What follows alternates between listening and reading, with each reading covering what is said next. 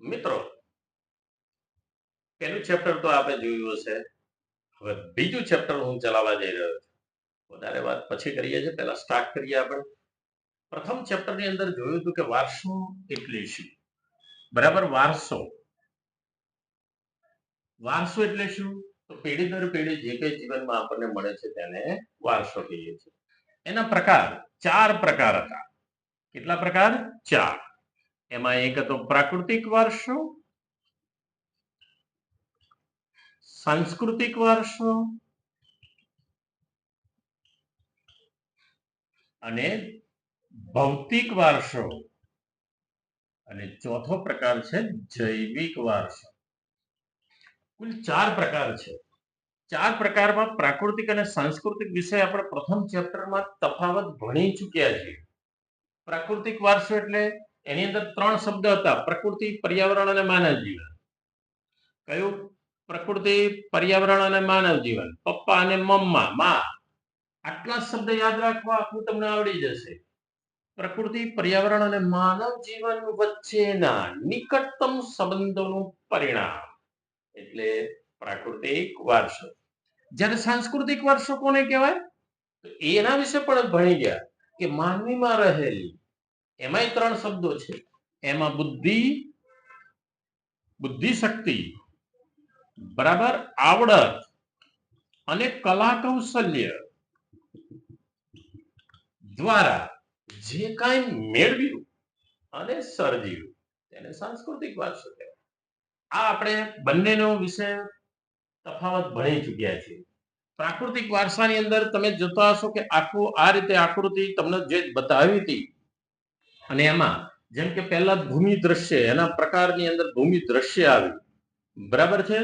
એ પછી તમને અંદર સરસ મજાના વૃક્ષો જોવા મળે, તો એ આવ્યું વનસ્પતિ, રાઈટ. અને એમાં પાછા તમે જોયા હશે પ્રાણીઓ, જેમ કે આ હાથી જેવો આકાર તમને બનાવી રહ્યો છું, અને આ હાથી તમે જોઈ શકો છો. જો મારું ચિત્ર એટલું જોરદાર નથી, પણ પ્રયત્ન કરું છું તમને સમજવા માટે, રાઈટ. આ અને એની સાથે સાથે આ વનસ્પતિ અને વન્ય જીવન એટલે કે વન્ય જીવન. ત્યારબાદ આમને જ બંનેને જીવવા માટે જરૂર છે પાણી એટલે જળ, એટલે કે નદીઓ. આ જે ઉદાહરણ છે એ પ્રાકૃતિક એટલે કે કુદરતી છે. જ્યારે સાંસ્કૃતિક એટલે માનવ સર્જિત. કેવું સર્જિત? માનવ દ્વારા નિર્માણ પામે. માનવે શું કર્યું છે? પોતાની રહેલી બુદ્ધિથી, આવડતથી અને કલા કૌશલ્ય દ્વારા. બુદ્ધિથી, જેમ કે બુદ્ધિથી આજે એપ બનાવીને આજે આપણે સદા બધા ભેગા થયા છે. માનવીમાં જ બુદ્ધિ છે, કોઈ પ્રાણીમાં નથી. નહીતર આ રીતે આપણે સામે ભેગા જ ના થાય. આ ટેકનોલોજી ક્યાંથી આવી? તો બુદ્ધિ, રાઈટ. પછી આવડત. તમને જો સાયકલ ચલાવતા આવડે છે, સ્કૂટર, બાઇક ચલાવતા આવડે છે, બરાબર. મને ભણાવતા આવડે છે. તમને તમારા પપ્પાને પણ બીજું બધું આવડતું હશે, એ આવડત. કલા કૌશલ્ય, સ્કિલ, દરેકમાં રહેલી છે કલા કૌશલ્ય. જેમ કે અમિતાભ બચ્ચનમાં કલાકાર, લતા મંગેશકર હોય, કિશોર કુમાર, એમને અવાજ, એમનો ગાન, કોકને વળી કોઈ વાજિંત્ર વગાડવાનું ફાવતું હોય, કોઈ એક ઇન્સ્ટ્રુમેન્ટ સરસ વગાડી શકતો હોય, તો આ છે મિત્રો કલા કૌશલ્ય. જેમ કે સચિન તેંડુલકર પોતાના કલાથી આજે ભારત રત્ન પ્રાપ્ત કર્યો, લતા મંગેશકરે પોતાના અવાજથી ભારત રત્ન પ્રાપ્ત કર્યો. તો આ જે છે ને કલા કૌશલ્ય દ્વારા જે કાંઈ મેળવ્યું અને સર્જ્યું તેને કહેવાય છે સાંસ્કૃતિક વારસો.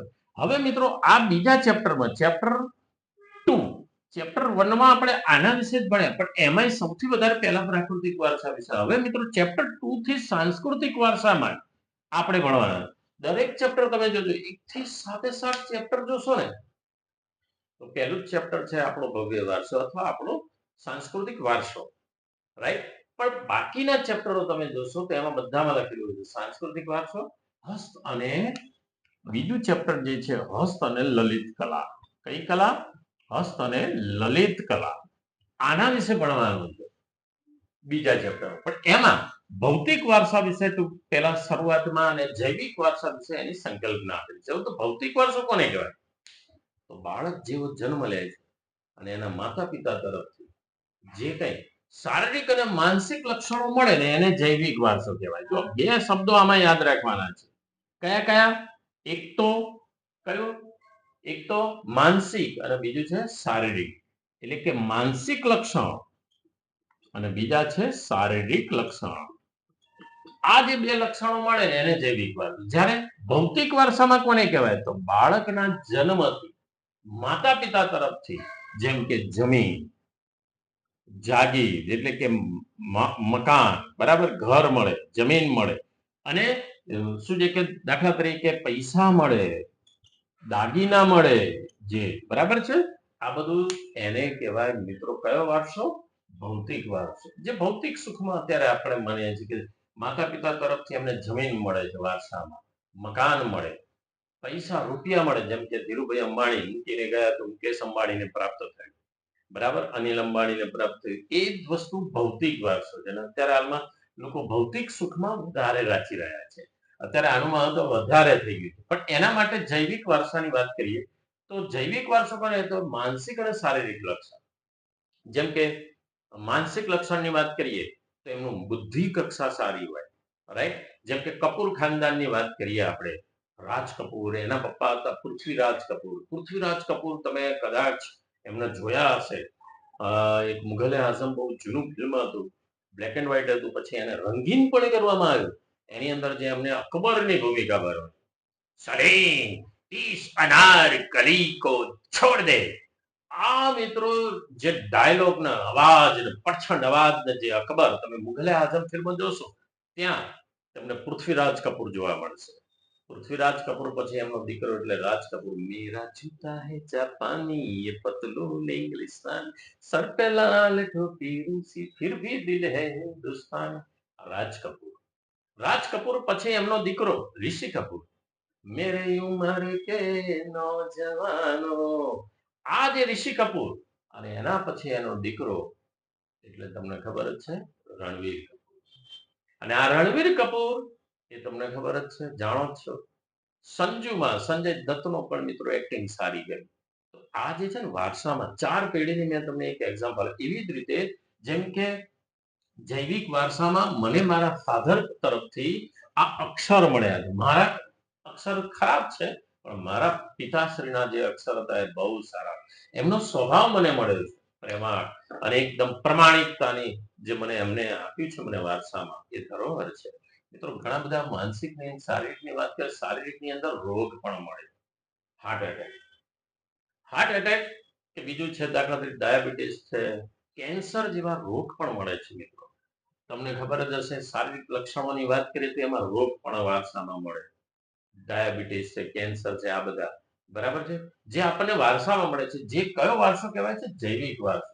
ઘણી વખત સરસ મજાના દાખલા તરીકે એની મમ્મી કે એના પપ્પા કલાકાર છે, હીરો હિરોઈન છે, ક્રિકેટર ને હિરોઈન, તો એમનાથી મિત્રો બધા સારા ક્રિકેટર મળે, સારા કલાકાર મળે, બરાબર. તો આ છે ને એ વારસો કહેવાય, એને કહેવાય છે જૈવિક વારસો, બરાબર છે. તો મિત્રો હવે આપણે આ જે 4 વારસાના પ્રકારનો અભ્યાસ કર્યો. હવે આપણે જે ભણવા જઈ રહ્યા છે હસ્ત અને લલિત કલા. જે હસ્ત એટલે હાથ, હસ્તનો અર્થ થાય હાથ, અને લલિત એટલે લાલિત્ય. લલિત કલા કોને કહેવાય? લાલિત્ય. લાલિત્યની એટલે એની અંદર રહેલી મિત્રો એમનામાં રહેલી કલાઓ બધી, જેમ કે ખરેખર કહેવા જઈએ તો જે અભિનય, બરાબર, સંગીત, નૃત્ય, ડાન્સ કરી શકે છે, બધું લલિત કલા છે. હસ્ત એટલે હાથમાં. મિત્રો આપણા હાથમાં બહુ જાદુ છે. કેવા જાદુ છે એની કલાઓ તમને કહું તો 10 કલાઓ આપણે અભ્યાસ કરવાના છીએ આ ચેપ્ટરમાં. એ 10 કલાઓને યાદ રાખવા માટે એક સરસ મજાનું મને એક ગુજરાતી આપણું ધરોહરનું એક ગીત યાદ આવે છે, જ્યારે આપની સમક્ષ મને રજૂ કરવાનો આનંદ આવશે. તો હસ્ત અને લલિત કલાની વાત કરીએ. હસ્ત અને લલિત કલા જે આપણું બીજું ચેપ્ટર છે, જેમાં હસ્ત એટલે હાથની કળા. તો 10 કલા છે. 10 કલાઓ કઈ છે તો એના માટે એક ગીત મને યાદ આવે છે ને એની એક કડી, જે એક સૂત્ર દ્વારા તમને બધું જ યાદ રહી જશે. અમે ઈડરિયો ગઢ જીત્યા રે આનંદ ભયો. મિત્રો કદાચ સાંભળ્યું હોય, ના સાંભળ્યું હોય, પણ આજે તો સાંભળી જ રહ્યા છો ને. અમે ઈડરિયો ગઢ જીત્યા રે આનંદ ભયો. આ જ્યારે કોઈ જીતીને આવે, કંઈક પ્રાપ્ત કરીને આવે, ત્યારે આ આનંદનો ઉત્સાહ જે વધે છે ને, એમાં આવા ગીતો વાગે. અને આ ગીતની જે બીજી કડી છે ને એ આપણા માટે ઉપયોગી છે. અમે ઈડરીઓ ગઢજી ત્યારે આનંદ ભયો, ચંચી અજમો જમાવે તો કારે આનંદ ભયો, અમે ઈડરીઓ ગઢજી ત્યારે આનંદ ભયો. શું છે બીજું વાક્ય? જે છે ચંચી અજમો જમાવે,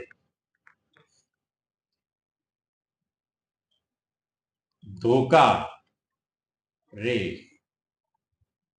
આનંદ ભયો. આનંદ ભયો એ કડી છે એની, પણ આપણે 1 2 3 4 5 6 7 8 9 ને 10 કલા. જો મિત્રો ચ એટલે ચર્મકામ, ચી એટલે ચિત્રકામ. આ બધી હાથથી મિત્રો કલાઓ છે, હાથની કલા છે. જેમ કે અકીક કામ, જડતર કામ, મોતી કામ, મોતી અને મીના કારીગરી. આપણી ભારતની મિત્રો મોતી અને મીના કારીગરી. જરી કામ, માં એટલે માટી કામ, વણાટ અને ભરત ગૂંથણ. મિત્રો વણાટ અને ભરત ગૂંથણ વાળી કળા. ધાતુ કામ અથવા ધાતુ કલા, અને કાસ્ટ એટલે લાકડું. બરાબર, કાસ્ટ કલા. કુલ થઈ ગઈ 10 કલાઓ મિત્રો. 1 2 3 4 5 6 7 8 9 ને 10. આ 10 કલા ટૂંકનો જ છે. અને આ 10 જેને ટૂંકનો આવડી ગઈ એટલે 10. અને બીજી લલિત કલાની અંદર જેમ કે 3 કલાઓ લલિત કલાની છે એટલે 10 ને 3 13. આ 13 ટુકડો આવડી ગઈ એટલે બીજું ચેપ્ટર કેટલું ઈઝી છે મિત્રો, મજાનું છે. અને આને મિત્રો ભણવાનો આનંદ જ કંઈક અનેરો છે.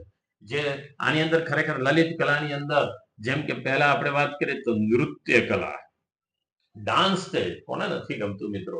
જ્યારે ગુજરાતી છીએ આપણે ગરબાની ક્યાંક મ્યુઝિક વાગે ને ત્યારે મિત્રો જો આપણા પગમાં એ ગાવાનું કે ઉત્સાહ જાગૃત ના થાય ને તો મિત્રો આપણે ગુજરાતી નથી. અરે જ્યારે ડાયરો જામ્યો હોય ને બાપલા, આપણે પાણી પાણી થઈ જઈએ. રાઈટ? એ ડાયરાની પણ એક આખી રાત મિત્રો નીકળી જાય ને જ્યારે આમ વાત કરે ને, જ્યારે ડાયરાના કલાકાર જે ખડવી બોલતા હોય ને ત્યારે આપણે મિત્રો પાણી પાણી થઈ જઈએ. એવી મિત્રો ખરેખર કહેવા જઈએ તો જેમ કે નૃત્ય કલા, પછી છે નાટ્ય કલા. કઈ કલા? નાટ્ય કલા. હવે વિચાર કરો, નૃત્ય, નાટ્ય અને છે સંગીત કલા. આ 3 કલા બહુ જ અગત્યની. આ 3 એ લલિત કલાની અંદર આવે. સંગીત વગેરે મિત્રો અધૂરું છે. ભક્તિમાં આખી રાત મિત્રો તમારા ડાયરો જામ્યો ત્યારે સંગીત બી હોય. અરે સરસ સરસ મજાની આમ વાત કરે, ક્યારેક ક્યારેક ડાન્સ કરવાનું મન થાય. અભિનય એક્ટિંગ કરીને જે ડાયરા કલાકાર છે ને, જે આપણને હાવભાવથી મિત્રો જે આખી સ્ટોરીને જે બધું કહે છે, બસ મિત્રો આ આખું મિત્રો તમે જુઓ તો દરેક ફિલ્મમાં હોય છે. આ જે 13 કલાઓ તમારે ભણવાની છે બીજા ચેપ્ટરમાં, એ 13 કલા એટલી અગત્યની છે ને કે કોઈ પણ ફિલ્મમાં જો આ 13 કલા હશે, જે ફિલ્મ સારું હિટ થયું છે તો હિટ જવા પાછળનું કારણ આ જ હોય છે. તમે દાખલા તરીકે કોઈ પણ ફિલ્મ લઈ લ્યો, બરાબર છે. જેમ કે હું તમને એક ઉદાહરણ આપું, આપણા ગુજરાતી ડાયરેક્ટર સંજય લીલા ભણસારી. સંજય લીલા ભણસારી મિત્રો એમને જ્યારે ફિલ્મ બનાવ્યું હમ દિલ દે ચુકે સનમ, સલમાન ખાન, અજય દેવગન અને ઐશ્વર્યા રાયની ફિલ્મ. મિત્રો જોજો, એની અંદર આ બધી 13 કલા તમને જોવા મળશે. કેમ? કેવી રીતે? એમના ડાયરેક્શન, એમને ખૂબ ખર્ચો કરીને બધી જ વસ્તુ, જો જે ચામડાના જૂતા છે, પટ્ટા છે કે વ્યવસ્થિત આમ ચિત્ર ને એની કલાકારી કરી, અકીક જડતર કામ, અને જે ઐશ્વર્યા રાયને જે ખરેખર એમને સજાઈ હતી, બરાબર, જે કપડા ને એનું ડ્રેસિંગ ને જે જોરદાર હતું, એની અંદર મોતી મીના કારીગરી, જરી કામ અને એ વણાટ અને ભરત ગૂંથણ વાળું સાથે એટલું સુંદર મજાનું આયોજન. એ ફિલ્મોમાં બેકમાં જોજો તો એ પ્રમાણે તમને જોવા મળશે. કાસ્ટ કલાના પણ તમને નમૂના જોવા મળશે. જે બિલ્ડિંગ હતા, બરાબર, જે માટી કામના સરસ મજાના તમને માટલાની ડિઝાઇન, એની ઉપર પણ સરસ મજાનું ચિત્રને કરેલું, એ બધી જ કલાઓ તમને આ જોવા મળશે. એની અંદર પહેલા તો કહીએ નૃત્ય, જે ડાન્સ સારો કર્યો. આપણું ગુજરાતી ગીત એક ફેમસ, ઢોલી તારો ઢોલ બાજે, ઢોલ બાજે, ઢોલ બાજે રે, ઢમ ઢમ બાજે ઢોલ. એ નૃત્ય અને સંગીતની સાથે મિત્રો સંકળાયેલું. એટલે નૃત્ય અને સંગીત, નાટ્ય એટલે અભિનય. એની અંદર એક્ટિંગ કરનારા ત્રણ કલાકારોએ સુપર એક્ટિંગ કરી અને આ બધાનો સંગમ ભેગો થયો અને ફિલ્મ કરોડો રૂપિયા કમાઈ. આપને પણ આ બધું કામમાં આવશે. તમારામાં રહેલી જો શક્તિ જો તમે આગળ લગાવશો તો મિત્રો એમાંથી ઘણા રૂપિયા કમાઈ શકશો. તમને આની અંદરથી કોઈ કલા, એક અગત્યની કલા આવડવી જોઈએ. જેમ કે તમને કહું તો હસ્તકલાના આપણો પાટણ, જેમ કે દાખલા તરીકે વણાટના ભરત ગૂંથણ માટે એક એક્ઝામ્પલ આપું તો આપણો પાટણ મિત્રો એના માટે જાણીતું, પટોળા બનાવવા, બરાબર, કાજીવરમની સાડી, રાઈટ, જે તમિલનાડુની અંદર જોવા મળે. રાજસ્થાનની બાંધણી મિત્રો આજે પણ ફેમસ છે.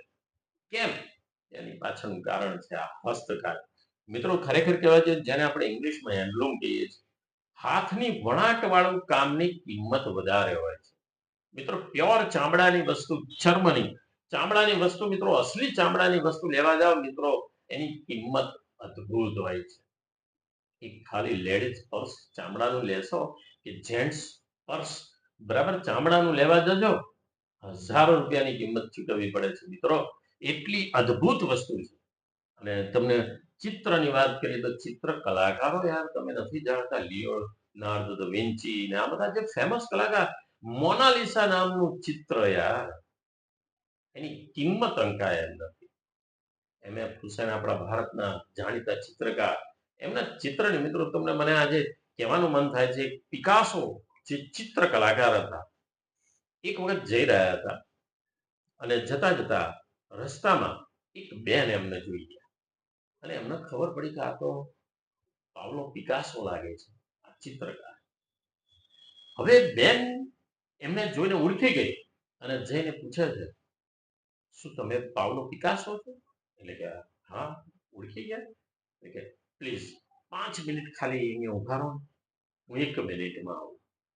પેલા બેન સ્ટેશનરીમાંથી જઈને એક કાગળ લઈ આવ્યા અને એમની જોડે આવી અને કે મને એક ચિત્ર બનાવ્યું, મળ્યા છે તો મને એક યાદગીરી રૂપે. તો પાવલો પિકાસોએ મિત્રો મિનિટ બી નહીં, સેકન્ડમાં આમથી આમ કલર બલર નાખી અને જે ચિત્ર બનાવી એમને આપ્યું. પેલા બેનને કઈ ખબર ના પડી કે આ છે શું, આ ચિત્ર છે શું, કઈ ખબર ના પડી. કે થોડી વાર સુકાવા દેજો પછી તમે આને મોડી લેવો, એટલે કે વાળીને તમે ઘરે લઈ જાઓ. તો કે આ છે કે તમારે આની ભવિષ્યમાં વેચવા જશો ને તો તમને કરોડો રૂપિયા મળશે. આવું પિકાસો બોલે. પણ એ બેનને એવું લાગ્યું કે આ ચિત્રમાં કશું નથી. એમના મિસ્ટરને ઘેર જઈને બતાવ્યું કે જો આ પાવલો પિકાસો મને મળ્યા હતા અને આ ચિત્ર આપ્યું છે, જો આ ચિત્ર. પાછું એમાંય કહી ગયા કે તમારે કરોડો રૂપિયા મળશે. એમને જોયું કે આમાં તો કઈ સમજ પડતી નથી, આ ચિત્રમાં કઈ ખબર પડતી. મિત્રો એમને મોડીને સીધું માળીએ ચડાવી દીધું.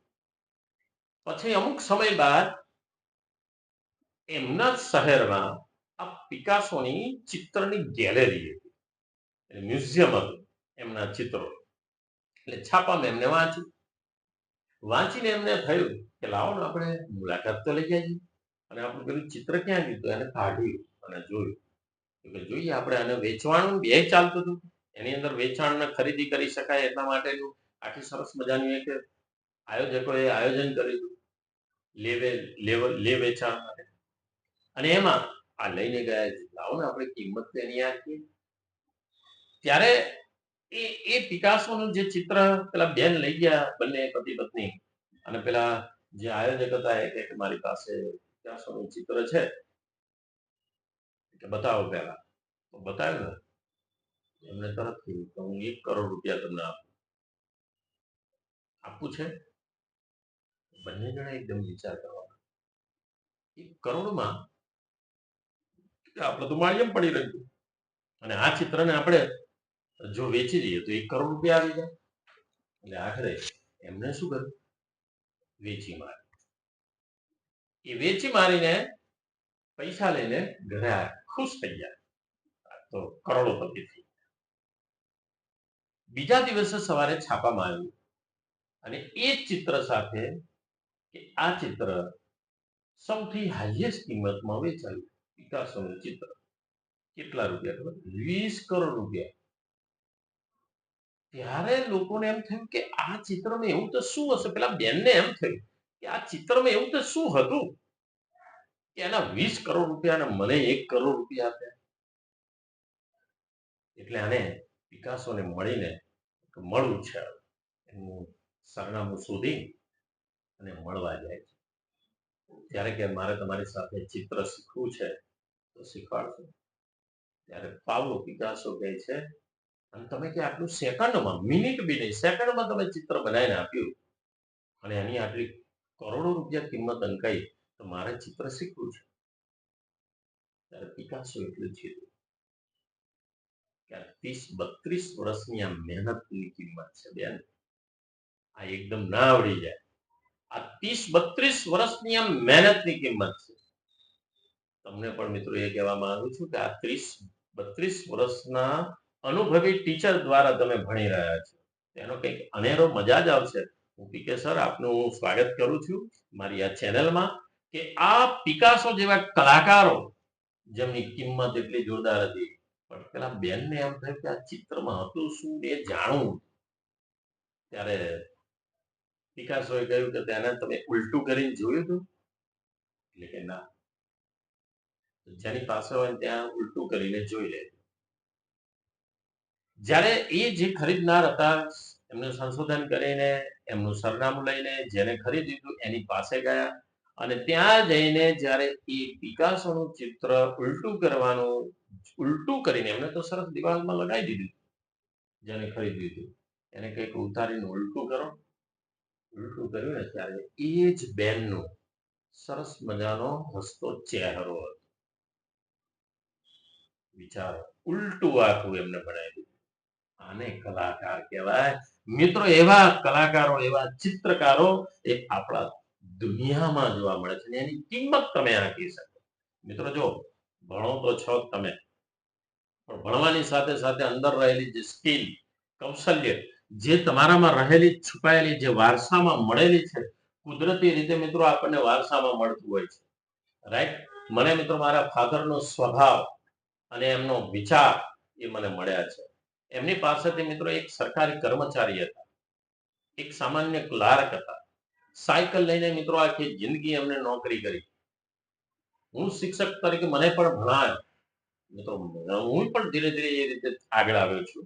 એ બધા કોઈ પણ પ્રગતિ થાય છે તો એની પાછળ મિત્રો એ હંમેશા કંઈક ને કંઈક સ્ટ્રગલ હોય જ છે. એટલે મહેનત અત્યારથી બાળકો જો તમે કરશો ને, તો આવી કોઈ કળા તમારી પાસે છે મિત્રો, આ ચોપડીના અભ્યાસક્રમમાં છે, પણ એ આપણી અંદર વારસામાં મળેલી છે. અને આ બધું જ મિત્રો આપણા ભારતમાં વારસા મળેલું છે અને દુનિયા તેની વખાણ કરે છે, એમાં કોઈ શંકાને સ્થાન નથી. એટલે મિત્રો, આમાંથી પણ કોઈ પણ કલા તમને આવડતી હોય ને, તો તમારો સાઈડ બિઝનેસ નહીં, પણ એક સમય આવશે ત્યારે મિત્રો એ તમારો ખરેખર કિંમત આંક છે અને તમારી નામના થશે અને પેઢીઓ પેઢીઓ સુધી મિત્રો યાદ કરશે. તો આપણે હવે આ ટૂંકનોટોની હવે નેક્સ્ટ વિડીયોમાં જ્યારે આપણે કરીએ ત્યારે એક એક ટૂંકનોટની આપણે ચર્ચા કરવાના છીએ. ઓકે મિત્રો, મળીએ છીએ. બનેલા રહેજો, સબસ્ક્રાઇબ કરતા રહેજો, તો તમને ઓર વિડીયો અને બધી જ રીતે તમને મળતા રહેશે. અને આ જ વસ્તુને લાઈક કરતા રહો અને જોડાયેલા રહો, જેથી શું છે કે હંમેશા આ બધી બાબતો તમારે મળતી રહેશે. તો જ્યારે મારી સાથે જોડાવું, પીકે સર સાથે જોડાવું છે અને જ્ઞાન સાથે ગમ્મત મિત્રો, જોય ઓફ લર્નિંગ સાથે આપણે અભ્યાસ કરવાના છીએ. થેન્ક યુ મિત્રો.